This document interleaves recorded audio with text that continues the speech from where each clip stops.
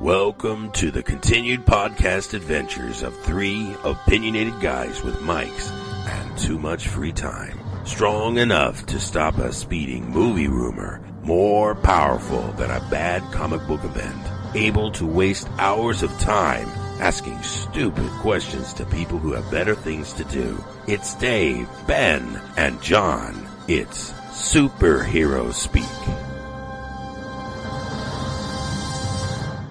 Hey everyone, you're listening to Superhero Speak, and I'm your host Dave.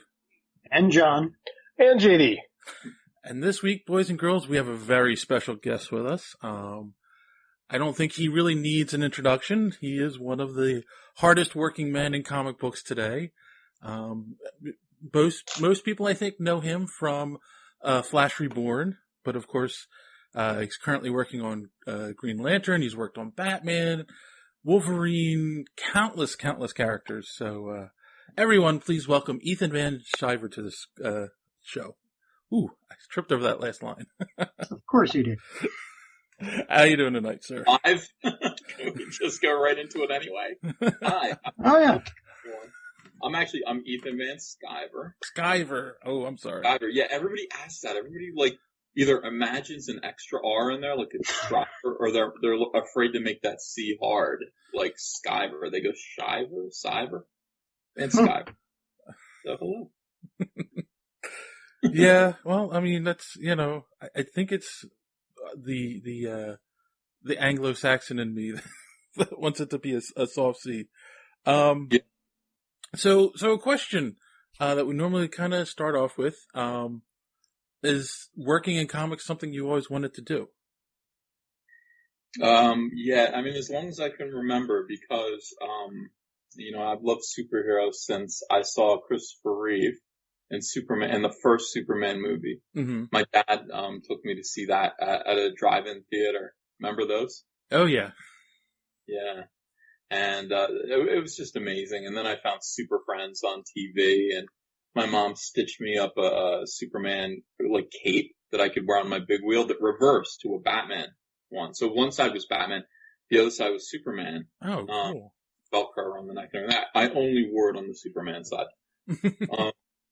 So, I mean, I've always loved these characters. I've always loved DC Comics. When I was a teenager and really actively, a young teenager, between the ages of 12 and 15, was when I was really bitten by the comic book bug and realized I wanted to do this for a living. And I mean, finding 75 cents for a comic book, that was my goal. That was my mission every single day. And, yeah, I absolutely love Marvel comics, and I was a Marvel zombie. But DC characters were still so deep in my heart that when I eventually got into the business doing my own book, Cyberfrog, I always looked at the DC Comics guys as the adults in the room. Okay. It's like I knew a bunch of people, and they'd be like, well, yeah, I used to work on Steel, for DC Comics. And I'd be like, God, wow. You're a veteran, I'll be there someday. Right. So yeah, I think if you are in this business and you've been in it as long as I have, which is almost 25 years, it's because you really wanted to do this more than anything. Right. Most of your right. So you loved superheroes since you were a small boy. I'm always curious with this kind of thing. What age did you realize that somebody created these characters and somebody took the time to draw them and somebody wrote the stories? I don't know when that actually hit me. I don't remember that moment, but I do remember 1986 buying Man of Steel, John Byrne's Superman. I bought that first issue in the shops. And I think that was the first time I actually paid for a comic book with my own money and actually read it. Because normally, when I was a little kid, I'd always have comic books around. They were given to me as gifts, and I'd use them I'd flip through them and look at the pictures. I'd use my silly putty on them. But I didn't really read them. I kind of almost even projected what each story was. I kind of made things up. I'd make up storylines before I could read about what I was looking at. Right. And had. and pretend to read them aloud to my brothers and sisters. Hmm. But when I got Man of Steel #1 and sat down and read it, I said, John Byrne. I said, boy, do I like this style. Boy, do I like this artwork. And I like this story. And that's when I really started to, that's when I really fell into it. And then my parents got me this great book, this hardcover book, and I can't remember what it was called, but it was like the Smithsonian comic book, first, I don't know what it was, but it was, I can't remember the title of it. My brother Noah and I were talking about this the other day, and I forgot it again. And it was the book that had the first appearances of most comic book heroes and characters. So you get the first Popeye, you get the first Superman, and you get the first issue of Mad Magazine, all in this hardcover book. And I think that's when I became aware of people's names. Oh, cool. And I love that thing too. That thing was just falling off its hinges when I was finished with it. I read it a million times. That's a great gift. So, so then what led you down the path of doing art? Oh, well, I mean, I'd always done it, Yeah, my mom was an artist, and her father was an architect, kind of famous architect in Phoenix, Arizona, who did a lot of the buildings in downtown Phoenix. And my mom would do portraits, and of us kids a lot, 'cause I have 8 brothers and sisters, so she'd always do these beautiful pencil portraits of us. And I remember asking her one time, I brought her a copy of, Uncanny X-Men, I think 213, Alan Davis with Wolverine and Sabretooth fighting on the front real close. Mm-hmm. And I said to her, draw this for me, Mom? And she couldn't do it. And I couldn't understand why she couldn't draw this line art. She just said, I can't. That's just not what I do. I can't do this. I do portraits. So I sat down and I tried to do it. And then from there, I started drawing little comic books for my friends at school. I don't know, guys, it's just, there's momentum. People ask all the time, they say, how does one break into comics? Right. You've always just done comics. You've always done them. You do them when you're a kid, you do them for your friends. You do them all the time. And I always did. No, and that's true. And that's actually a story I think we've heard over and over again, that a lot of artists just start out drawing, and the ones who love comics draw comics in school, or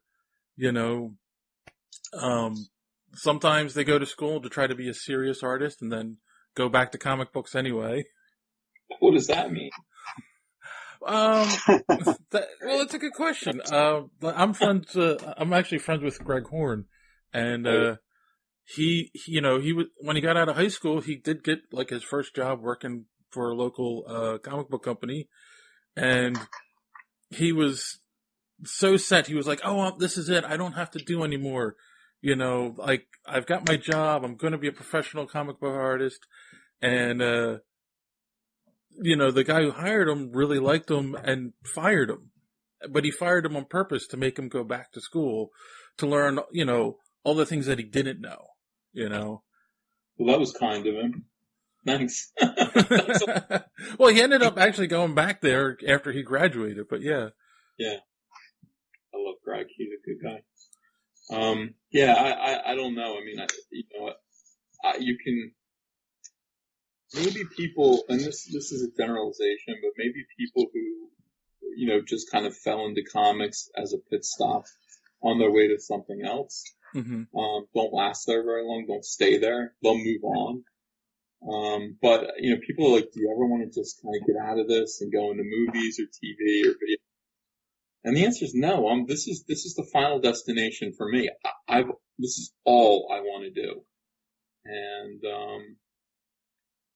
that's it. It's I think everybody in my neighborhood wanted to do. All the other boys my age, all were bitten by comic book fever, and we're all talking about coming up, with me.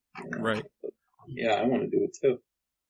So did you got into writing pretty early too? Was that you wanted to do art, but then you had an idea that you needed to get out, so you decided to just try your hand at writing? No, I just didn't. Well, here's the thing, when you're trying to break in and you're doing your own comic, because when I turned 19, I created Cyberfrog and said, okay, now it's time to get serious. Let's start doing my own real comic book. And, you can't wait on someone. So it's like, I think I tried working with a writer once on Cyberfrog, and it was just such a weird thing that we kind of parted ways. And, I just said, I've got to do this at my own pace. So it doesn't even matter. Like, am I a writer? No, not at all. My writing's terrible. But I'm only writing for myself to teach myself how to draw comics and how to tell stories. And then, so I was doing this kind of Cyberfrog book, this zine for other artists who I knew in my community in Cherry Hill, New Jersey. And it got picked up, and so suddenly I am actually writing for myself. But the minute I could stop that, I mostly did. As soon as I got to DC on impulse, I was quite happy to be working with real writers. I mean, and again, and people say to me like, well, you gotta write. Listen, I can express myself fairly well. I can, when I'm writing, a note to you, I'm fairly cogent and I can be funny and I can, be thoughtful and incisive, but that doesn't mean that I can tell a story. These guys who write comic book stories are geniuses. I can't keep all that in my head, and I can't, write other personalities really other than my own. So, and I think actually a lot of people who do write comics have that problem, where you're trying to write, a really based, grounded character that has its own integrity, that maybe would do things and say things that are different morally than you, the voice, the writer, and to still give them integrity. That's incredible talent. And the best writers can do that. I can't, and I don't care to learn. I don't care. Like, I'd rather just draw. And there's so many other like great writers out there that you could just cycle through all of them and tell stories with them and have a great career. True. And actually, do you feel that, you're also expressing yourself, through your art? You're not just, drawing the same thing over and over again. Number one, you're learning all the time, but then you can also, put little things in here and there that express the story. You move the story forward, through the art, right? I mean, definitely. Yeah. I mean, in a way you are, you're collaborating with the writer on the story. Mm-hmm. Yeah. Yeah. All the time. I mean, there are opportunities to put my own personality and bring a sense of humor to what you're doing. Mm-hmm. And you just find those opportunities all the time. I mean, in this book that I've got coming out next week, Batman the Dawnbreaker, part of the Metal event. Mm-hmm. I got a chance to work from an outline because the writer we decided to work Marvel style, so he gave me a loose outline and let me run with it. And there's one moment where, and spoiler alert, these aren't spoilers. But there's one moment where young Bruce Wayne has to kill Penguin, and there were some suggestions on how to do it, and I went, no, I'm going to do it my way. And so there was a chance to write a whole a scene, right, which I actually thought was kind of darkly funny, for how young Bruce Wayne kills Penguin. So you'll see that in the book. And that's entirely me. So, you have opportunities like that in this job, fairly frequently, especially if you have a good working relationship with the writer. You have a chance to, insert yourself and make these books kind of, distinctly your own. So it's not just about the way that you draw, the quality that you draw. Your voice can come through as the artist. That's a choice only Ethan Van Sciver would make, in his storytelling. And it hopefully brings people back if you're doing it right. Right. Go ahead, John. I was gonna, I mean, new, kind of a new subject. You have been, doing this for a long time. So how does it feel to, like, you did Green Lantern Rebirth in, I think it was 2005 or 4. And now you're doing the Green Lantern's Rebirth again in 2016, and you're doing other Rebirth stuff now. Does it feel like does it feel like you've gone back in time? You're doing like Rebirth 2, the Rebirthening, or it's like, well, I think it's an honor to be a part of this. I think what it says is that, a franchise, would you call it a franchise? It's called more like a label.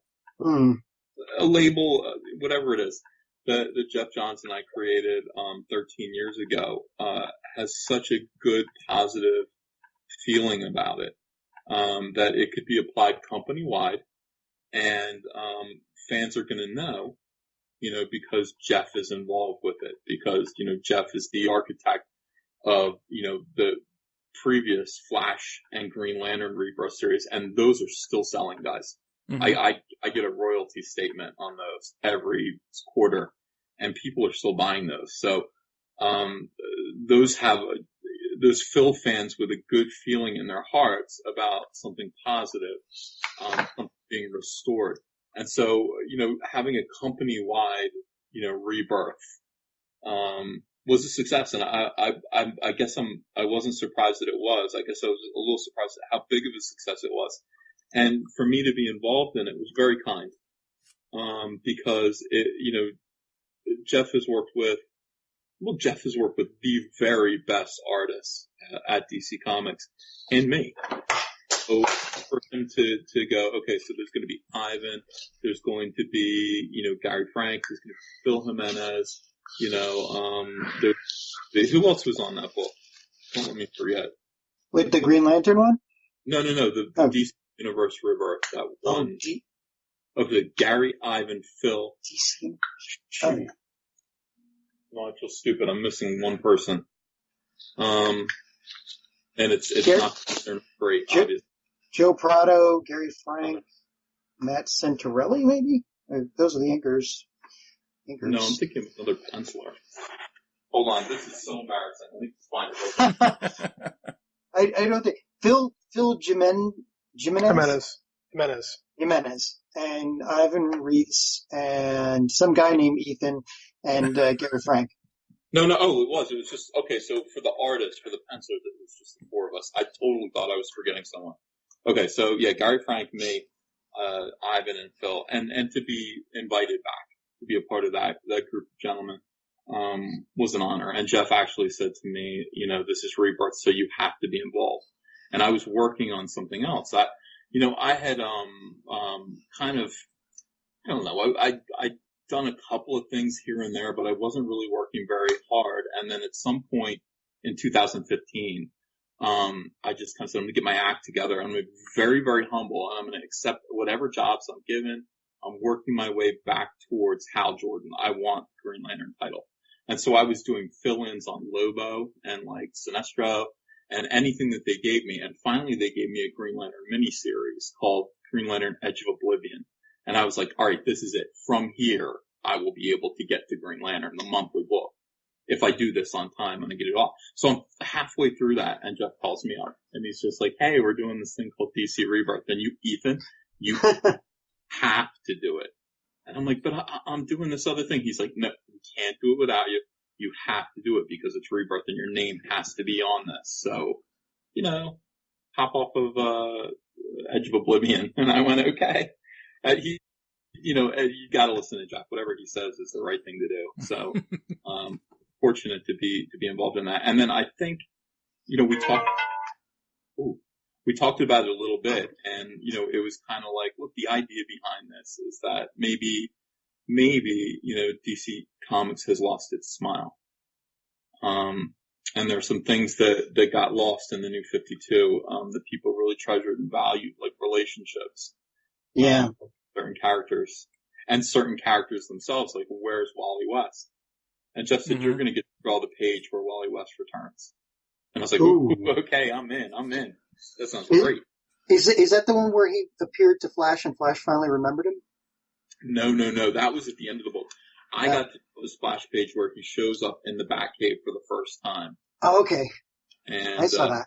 yeah, reaches for Bruce and everything. And I spent, I think, 2 days on that because I was like, this is it. This is the greatest thing. And it was all compartmentalized, so I knew what I was drawing, but I didn't know what any of the other guys were drawing. Ethan, when you were before you started Rebirth, was the feeling amongst the people working at DC that DC had kind of lost their smile, or is this something that just kind of evolved as the New 52 went on? Like, didn't think that was the plan going in, but it certainly did kind of happen. I mean, did you feel that way when the books were coming out, that something was missing? Yeah, I did. I felt that way. I said so in an interview on Newsarama. I might have said it on Twitter, and it became a Newsarama article. That's why, it's like you got to watch what you say on Twitter. But I just said what's missing is optimism. And if you look at the old Super Friends stuff, and if you look at Jose Luis Garcia Lopez's artwork from the 1970s and early 80s, where you've got nothing but sunny, bright, happy, positive, powerful, beautiful superheroes jumping out at you. These great things that he used to do. That was DC Comics to me. And I know I'm an old man. Okay, I'm 43 years old. And You're not old. Sorry. Guys may be much younger and think, what? Jose Luis who? All right, so basically every image of any DC character that you see, in franchise and licensed art on pillowcases and lunchboxes, et cetera, et cetera. That's Jose Luis Garcia Lopez, and very clean and very pure and wonderful. And I think I said, boy, DC Comics used to make us feel this way, and now something happened where they just. It's less so. It's a little bit less shiny. It's a little bit darker. And I think that my experiment as an artist was to do comic book covers every now and then where the characters on the cover, I wish this were, I would actually show you examples of this if we had imagery here, but, look, my guys are smiling at you on the cover. It's like, what if the characters are smiling? Not evil Joker smiles. Pure, kind, like I am your friend, looking out at you, from the comic book cover, smiling. And I wonder if those are effective. I wonder if those get through to people on a subliminal level. Because, everyone feels that Hal Jordan is their friend. And Kyle Rayner is their friend. And Barry Allen is their friend. Wally. If you just have them smiling. Right. But not Guy Gardner. Not Guy Gardner, no. Why? But no, he could smile too. He's your buddy. Yeah, but when he smiles, you kind of feel like the next thing you're going to feel is a fist on your face. No, a wedgie. A wedgie. Okay, yeah. There you go. But that's the thing is that I love the Beach Boys. Okay, so I like to listen to a lot of extra, like, behind the scenes Beach Boys stuff. And I was listening to the making of Pet Sounds. And there's a lot of that material that's available. It's amazing. You can listen to it on YouTube. So at one point, and Brian Wilson is this genius who ran everything and just, composed everything. And at one point they're singing and Brian stops them and, he says to one of the Beach Boys, he says, okay, now I want you to do that again, but I want you to smile when you're doing it. Mm-hmm. I want you to, when you're singing, I want you to smile. And I'm telling you, it's going to sound different. And so they did it again and you can actually hear the smiles. Oh, that's definite. I've been in choir since I was 7, and that's one of the first things that you get taught. Whether you're singing in a church or on stage, anywhere, it's just you have to smile because the audience will hear it even if you're in the middle of a full choir. Okay, so that same principle applies to comic book art, at least at DC. I don't know because I don't think very much about Marvel. I'd have to change my whole headspace if I were working for Marvel. But I know what I feel like DC Comics is. Now, so I said that, and Jeff and I started talking, and Jeff was kind of feeling the same way. I don't know what happened, but there's a whole kind of thing where Jeff started talking about smiles and relationships and things that got lost and things that people are missing. How come Ollie and Dinah don't know each other anymore? They're not in love. Like, how do you do that? How do you tell a Green Arrow story without, Black Canary? Mm-hmm. That was a fan favorite too. Yeah, I mean, you can't do that. I mean, the thing is, people who buy these comics, I was having another conversation with somebody else where, I was like, look, you can't have people in this business working and writing who aren't in love with this. You can't. And you can't have them just like, if you don't read comics, you can't write comics, because the people who read these books are devoted. They have long boxes, full of characters with long histories, and they have long memories. You can't fake them out. You have to know what you're talking about, because they've invested in these characters and their relationships and their histories. So, if you take away all of that, all of that love, all of those adventures, all of that stuff that they've paid for, and they've paid money to read about this stuff and to keep it in their memory, you're going to fail. So you have to restore this stuff. And I think that's a lot of what Rebirth was. It was great. Do you think you have to feel that way as an artist too? Do you have to love the characters to get the most out of the work? Yeah. Yeah, you do. Yeah. I mean, look, you can go through this. You can fake people out for a little while, but people know. I mean, I don't think I draw. I'm not like, when it comes to my drawing skills, I'm not the best in the world. I'm not the best at DC by a long shot, but I know these characters personally, the ones that I worked on. Hal Jordan's my buddy. The Green Lantern Corps are my brothers and sisters, and I know them all personally. I know Sinestro. I know these guys, and I know them in a way that other artists don't. And I know them in ways that I've established them that other people follow, okay, because I know them. Barry Allen, I knew him when we were working on Flash Rebirth. I knew who he was. I knew what he looked like. I knew what he would do. And drawing him again is like saying hi to an old friend. And, look, this is something that you need to have in your heart. You can't just say, well, it's very, it's important to have drawing fundamentals down, but it's also important to convey, familiarity, and to have your characters behave with integrity. Mm-hmm. How does Sinestro react to Hal Jordan differently than he would to Kyle Rayner or Guy Gardner or any of these other characters? He's a real person. He's got to be a real person, or else people tune out. And that's what I do. And I think maybe you can fake that for a little while, but you can't fake it for very long. You need to love these characters, so that other people can love them with you.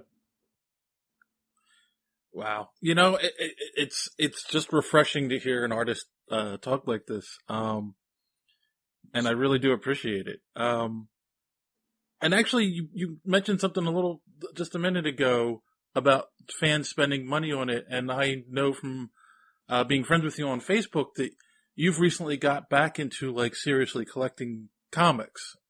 And I know you look for specific ones that, for your collection. What made you decide to do that again? Okay, I'll tell you why. Because I went to DC Comics and Jeff Johns was showing me around the whole. Listen, if you ever get a chance to go to Warner Brothers and go to DC Comics, it is everything you would ever hope that it would be as a fan. It is like a museum of DC awesomeness.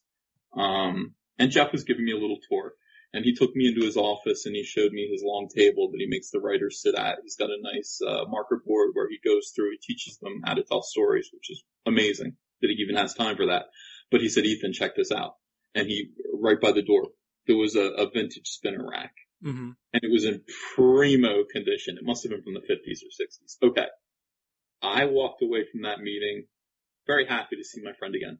But more importantly, I was so envious of that spinner rack. I thought about that all the way back to New Jersey, and had been looking. Okay, now I found a spinner rack on eBay, and it was being sold by a guy whose grandfather died, and it was in his basement. He owns kind of like drugstore in the 1960s, and this thing was. I think it's the same as Jeff's. I can't remember.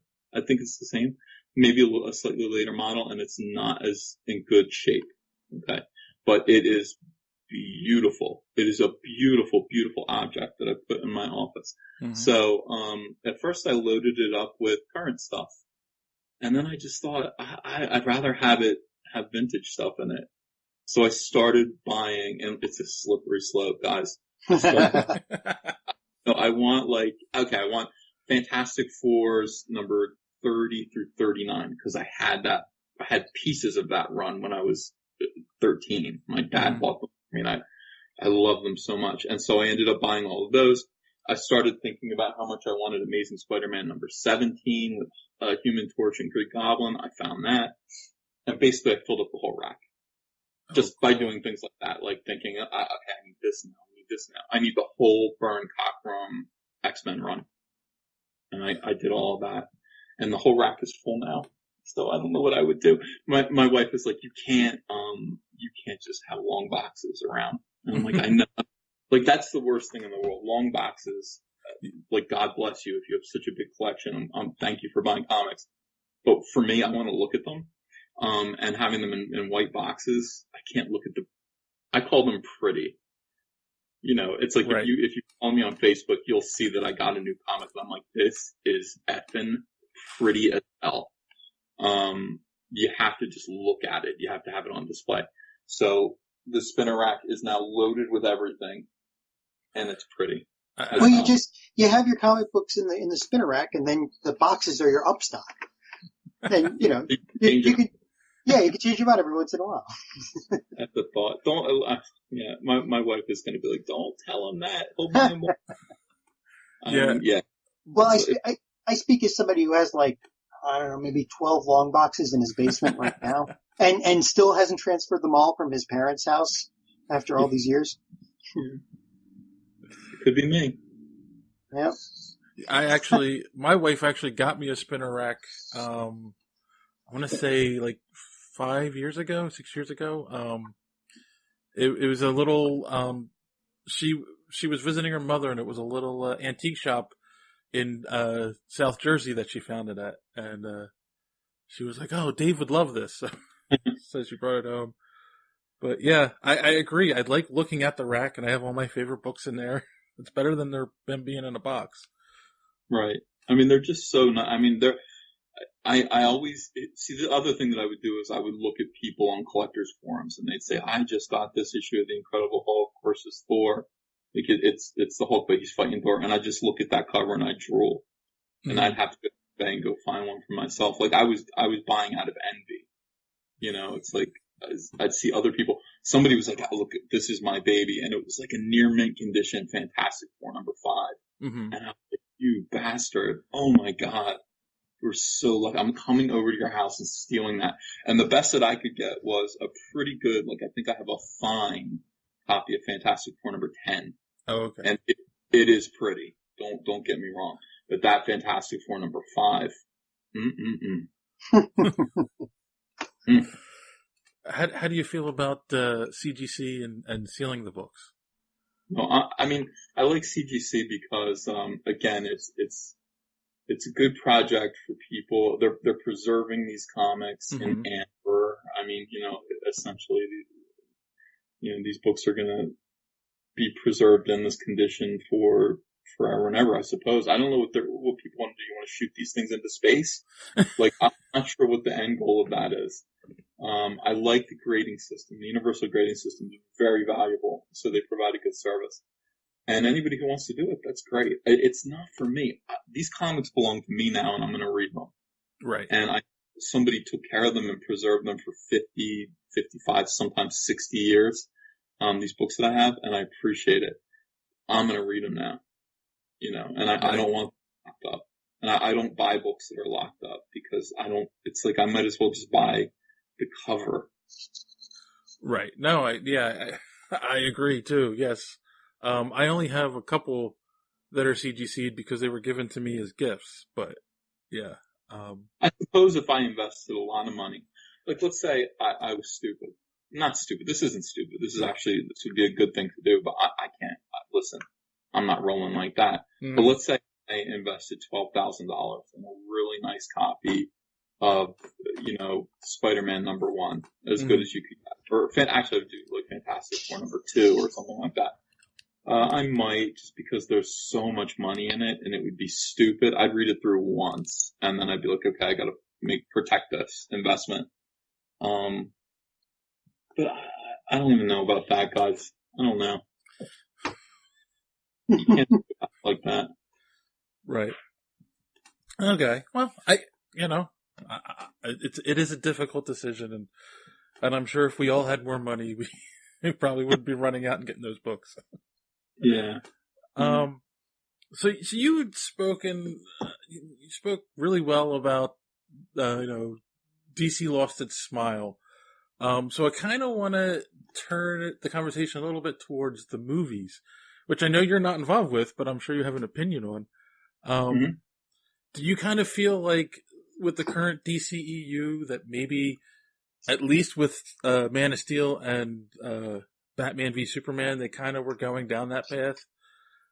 Because I kind of feel with Wonder Woman, there was some of that lightness brought back that they needed. There you go. Yeah. Okay, well, I mean, Man of Steel was an interesting movie, but it was a disastrous portrayal of Superman. Yeah. Amen. Yes. Beautiful movie, well done. But as a guy who was, a little boy who believed in Superman at one point, the same way he believed in his own father. I mean, Superman was a real guy. I knew that if I was falling out of a building, Superman would save me. Mm-hmm. And that's what Superman's here to do. Superman's here to save us at his own personal expense. So I'm watching that movie in the movie theater and just gripping the hand rests. You know what I mean? Like just gripping with just dread because I'm watching people die and Superman's not doing anything about it. And that's just unbearable. That was an unbearable. I can't even stress that enough. I came out of the theater stressed out. That Superman would, first of all, bring a menace to planet Earth. Mm-hmm. And that so I'm thinking back, what did Superman sacrifice of himself during that whole movie? Nothing. Not a thing. Now, look, the proper way to tell a Superman story is that so you have Zod, and you have Zod's cronies, whatever, you have Superman outnumbered, and maybe if it were just kind of 1-on-3, Superman would be able to deal with this, but in addition to fighting these three bad guys, he's also got to protect all of us, down to the last human life. He's got to do that, so that's on his shoulders too. That's what makes him Superman. That's what makes him a superhero. So if a helicopter is falling out of the skies and Zod's going to punch him, Superman's going to take that punch because he's got to rescue the three people that are going to die in the helicopter. And that's what Superman's all about. And if you get that wrong, you get it wrong. You get it wrong. He should have done something like in Dragon Ball Z, where as soon as they start the fight, they figure, okay, let's go find a desert or the tundra to fight in where there's nobody around. That's what he would do. Yeah. So I think everyone was kind of stressed out about that, and to have Superman just be so lowered at the end that he murders Zod, and I've had people explain that to me.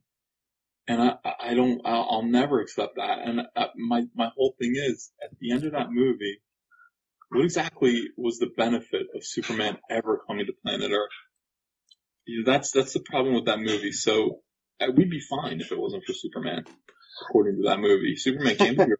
He brought an alien menace whose entire purpose was hunting down Superman, not us. Like, it had nothing to do with us. It was between them and him. And he brought him here and then let them basically level Metropolis and murder thousands of people. And I've heard people say to me, well, yeah, but that's what taught him. That's what's going to teach him to be a superhero that cares. No, I'm sorry. That's BS. His parents taught him to care. Mm-hmm. Okay. Except they didn't in that movie. Yeah. This is why it's wrong. I mean, Superman is a good boy because, first of all, he is small town American who was raised by good people. So he was adopted. He had infinite potential to do anything. He could have been anyone. But because he was raised by these good people, and raised up to be a good young man. He cares about all of us, and he uses his powers responsibly, and we're better for it. Like, we're better that Superman is here among us. And so let's say, Zod and all of them did calm down and were chasing Superman down. Like, Superman would take that responsibility towards us so seriously that you're right. He would have taken the fight elsewhere, but he would have given his own life so that not one of us died over this. And that's just they missed the point so badly in that movie. I suffered. I love this character so much. I suffered during that movie. It seems to be such an easy place for people to move away from Superman, is they like, we got to make him darker. We got to make him more relatable to people. And like you say, man, completely misses the point. I've read 1,000 little think pieces where people try to justify the end, which basically comes down to the fact that Zack Snyder wanted Superman to kill somebody. And that's really all it came down to. And it's nice to hear someone spot on about it. Yeah, I just feel like I think people project their own cynicism onto this character and, think that we've evolved past goodness. Like, we're gonna laugh and we're gonna think it's corny if there's a superhero who, is so selfless and is that kind of, role model. I can't even put myself into that headspace that we have to drag him down and degrade him and to, take away those values. And it's just, fortunately, it's like, I think things might turn around. If anyone gets Superman, it's Jeff Johns. I actually just recently watched a documentary. I believe it was called "You Believe a Man Can Fly," based on them making the 1970s Superman movie. And at that time, they didn't think people were going to take the movie seriously. They were going to laugh at, this corny character, but they, I can't think of the Donner argued that Yes.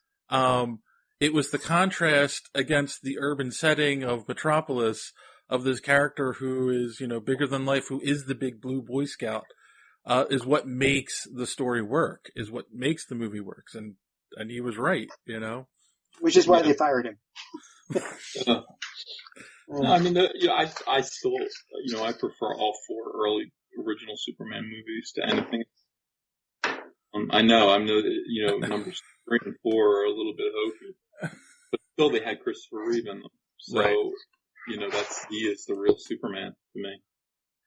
And Linda Carter was the real Wonder Woman until just recently. Isn't that amazing? Yeah. They were very well. Well, if you saw it, like at the premiere of Wonder Woman, Linda Carter and Gal Gadot were there on the red carpet together, joking around. Mm. So it's like they got along. They officially passed the baton, and Gal Gadot she basically killed it. So yeah, she sure did. It's nice to see that kind of thing happen once in a while instead of hearing about back end fighting and whatever, and to wind up with a movie that did exactly what you were saying about what they expected from the original Superman movie, or what we should have expected from it is right. Somebody who wasn't there because they had to be, or because they were avenging themselves for some wrong that had been done to them. They were there because people were in need and they wanted to help, and that was it. It was just pure altruism. That's what superheroes are. Right. Yeah. It's supposed to be. And DC superheroes, Marvel superheroes are different. Marvel superheroes are about like, hey, what if me and JD and John and David all got superpowers and we're just normal guys? So, what would we do? We have our own problems. DC superheroes are about aspiration, and these are people that you need to look up to. And I mean, that's what you're trying to create. That superheroes are very important. I remember working at DC early, like when I first got over there, and having a few really bad ideas, and having an editor say that's not heroic.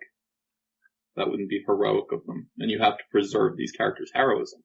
Mm-hmm. And I thought, ooh, somebody actually said that to me. I don't know if they still say that to people, but whoa, that's something to. Wow, okay, that's sunk in. I was a kid, I was like 22. And it's like, yeah, you have to preserve their heroism. That's important. These characters are icons, they're legacies, they're people, we want people to look up to them. So they have to behave at all times like heroes. And I thought that was really, really cool. Like that's your mission statement is to tell stories about heroes. Is it hard to transfer that? I mean, I know you talked about the smiling, but is it hard to transfer that into the imagery?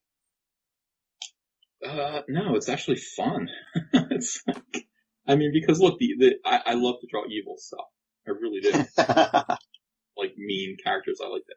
Like early on when Jeff and I started working together, it was like, okay, Captain Cold and the Rogues are way worse than they've ever been depicted. Like these are real scumbags on like a street level scumbag.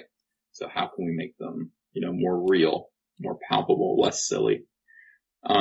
And that's a fun exercise, but the contrast is what makes superhero comics so fun. As dark as you can make the heroes darker, the villains darker, the heroes shine brighter.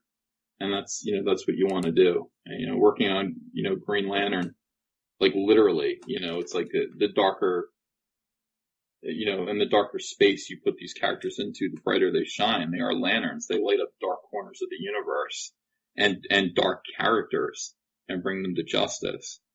And, it's a wonderful thing. It's not hard. It's actually easier because it's so like, it's black and white, it's just opposites. And, they're easy to do. Those very basic symbols are easy to depict and fun and meaningful. Who's your favorite villain to draw then? I love drawing the Joker, but I've drawn the Joker before in a couple books, but never like in a substantial way. Mm-hmm. I love the Joker. And then Sinestro is mine. I just, I'll draw him all day long, and I've drawn Sinestro, 20 different issues probably. Mm-hmm. When you draw him, what do you try to get across? I mean, how do you get across what his like worst traits are? Well, he's incredibly arrogant, and he's a very political figure who believes that, contrary to what the Owens, what Green Lantern, and what the Guardians believe, the universe is best run by fear, and fear actually gives him more power. Literally gives him more power. So he has this band of terrorists who create fear all over the universe, which makes them stronger. It's wonderful symbolism. So, he doesn't bode fools well. He doesn't tolerate, silly idealism. And he is impassive and cold and icy and cruel. And all of those things are fun to draw. The one person that really gets under his skin is Hal Jordan. He has no pity. Like, he's not impressed by Kyle or John or Guy or any of the other guys. He's just like, Tsh. But Hal Jordan really is the only one who can make him lose his cool. It's because he gets the women, right? Is that it? It must. Maybe Sinestro's envious. I said, no, I don't want to see Sinestro using his hands on anyone except for Hal. Oh. It's like, he would never punch Kyle Rayner in the face. That's just, it's like, I'm not touching you. Like, you're dirt. Like, you're an alley rat. I would never touch you. And he'll do it all with his ring. But with Hal, he's gonna get his hands around Hal's neck and he's gonna choke the life out of him. Like, he's getting physical with Hal Jordan. And I think that was in Sinestro Corps where they actually, you see them like punching each other, like really like going at it. That's how he feels. He feels so envious, and he has such a personal beef with this man who was his friend, who was also his friend somehow. Oh, I love it. I get goosebumps, guys. I love this stuff. So, like you said in the beginning, you've been doing this professionally now for 25 years. How do you keep your love and your passion for it going? I think about fans. Mm-hmm. I think about the people who are reading these comics, and I think about trying to make them feel the way I feel about them. And that is more than enough fuel. to keep me working and to keep me happy and positive and to make me try harder, to propel me to try harder and think again and try again. I do. There's some cynics in this business who always say things like, excuse me, kids aren't reading these anymore. This is a hobby for old white men. And it's going to die. Well, it is. Okay. It is. So, there are a lot of, I think probably, I wouldn't say white. I think that's kind of silly, but, most of the readers that really stick with us, I don't know what happened, but we all kind of got hooked at the same time. And so now we find ourselves in our late 30s and 40s and 50s, and we're mostly male. And, that's true. I think we have the money to spend. But man, I just meet these kids all the time and they're 10, they're 8, 9, 10. I talked to a 19-year-old the other day. And these guys, these kids are fascinated by these characters the way that I was. So you can't afford to get cynical and think that there aren't new eyes, apprising these, stories and these characters, all the time. I think that there always will be. And I think they're coming on board and they're hopeful that they can receive the same, literally blessings from these books that I received when I was their age and I continue to receive. And so we need to, stay focused and stay positive and do our very, very best to try to give them what we got. Right. Right. That's what it's all about. And to you guys as well, assuming you guys are DC Comics fans, it's important that we keep you happy and keep you involved and engaged and pay you back for your investment all these years by continuing to take good care of these characters that have existed way back to our grandparents. They're legacy characters. Well, we'd appreciate that. It's the DC universe that, we got Wonder Woman. We're happy with that. If we can go on from there, that'll be good. Just have her lead the Justice League. There you go. I think the new is going to be really good. I think you're very, very pleased. Do you ever feel though that, and I'm not trying to be cynical here, but do you ever feel that maybe we're part of the problem? That the comic industry at one point were writing stories to appeal to us as we grew up, and they forgot how to appeal to all ages at some point. Yeah, sure. But the stories that we're trying to tell stories that are timeless and broad. I was talking again. I talk to people, and I just, it's like, why? Okay, whoever I am in comparison to other people, like, in this business, it's like some people want to write these very small books, and they see themselves as sort of, hey, I want to be a beloved folk singer working in a bar to a devoted small crowd. Okay, and that's why I do this little book. And that's cool. It's like, I want to be Aerosmith rocking out in a gigantic arena, sold out arena. I want to do comics that appeal to masses of people. That's what I want to do. And that's why I work at DC Comics and I work on these characters that are just huge and have broad mass appeal. I'm not doing them just for you and me. I'm doing them also for the kids. Mm-hmm. And I don't know. It's, if somebody wanted to criticize what I do or what someone else does by saying, are you worried that you're writing them only for you and not for young people? I would argue, but maybe I am. I don't know. Maybe that's an accident.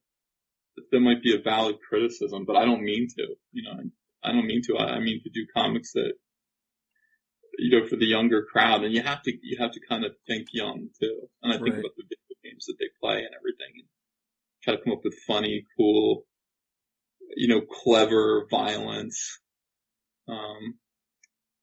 Comic books at their best are just about sex and violence. Underneath, not overt pornography, but it's about beautiful people and fighting scary monsters and punching them and stabbing them with swords and claws and knives or whatever. That's that's the undercurrent. That's the thing that makes them kind of fun. So I don't know. I think I'm going for a broad kind of audience, but maybe I have to think about that, guys. I haven't put any thought to that. Right. Well, even some of the best rock and roll is, about sex and violence without saying it. So, well, it is. You have to think about like how beautiful these characters are. It's like right. they of average, every one of them. I mean, the men and women are just gorgeous people, and you want to see them fighting ugly monsters and ugly villains. And you want to see them punching them. It's sex and violence. And you could take that away, and I think you lose something in the comics. You lose the action movie thrill, I guess. True, very true. So, so we're actually getting close to an hour here. So one of the questions we normally like to wrap up on, and I think you'll have a good answer for this, is how do you measure success?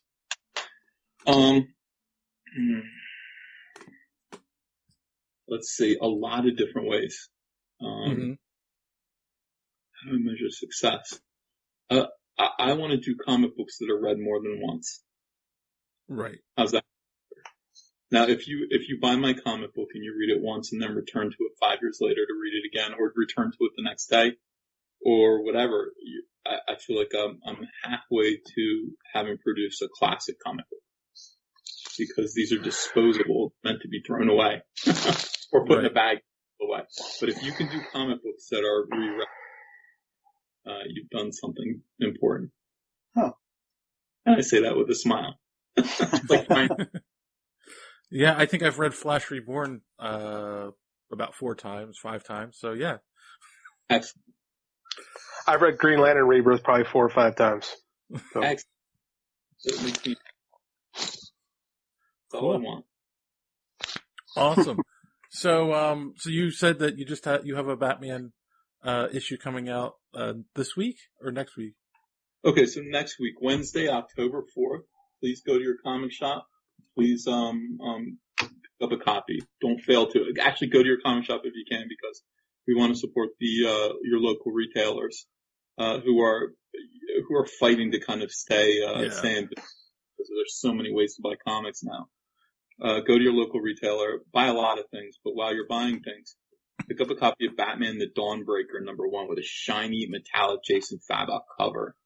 It is the story of what would happen, even though, by the way, this is not a Elseworld story. This is real. Okay. Mm-hmm. The story of what would happen if Bruce Wayne, when his parents were murdered in front of him, decided not to just bow down and cry, but chase down Joe Chill and murder him with a Green Lantern ring. So So you will see all of that. It's called Batman the Dawnbreaker. It's a one-shot, and it continues in this issue that I'm drawing right now on my desk, Hal Jordan and the Green Lantern Corps #32, which comes out a month later. Please buy that too from your local retailer, and I think you'll be entertained. Cool. And where can people find you online? I have 2 Facebook pages, Ethan Van Sciver and Ethan Daniel Van Sciver.